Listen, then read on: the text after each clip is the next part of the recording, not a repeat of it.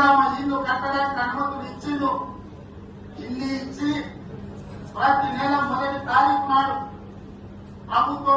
ప్రభుత్వం మీద అప్పుల భారం మోపేరు పోయిన ప్రభుత్వం. వారు చేసిన అప్పులకీడున్న పాత్రికేయ మిత్రులకు, నా సహచర శాసనసభ్యులకు తెలవాలి. 6 నెలల్లో మన ఆర్థిక మంత్రి పట్టి విక్రమార్క గారు పోయినాయన చేసిన అప్పుల అత్యాన్ని చెల్లిస్తున్నాడు. ప్రభుత్వానికి పనిచేసి రిటైర్ అయిన ఉద్యోగస్తులకు పెన్షన్లు మొదటి తారీఖు నాడు చెల్లిస్తున్నాడు. అంగన్వాడీ నుంచి ఆశా వర్కర్ల వరకు ఈ ప్రభుత్వం మీద విశ్వాసం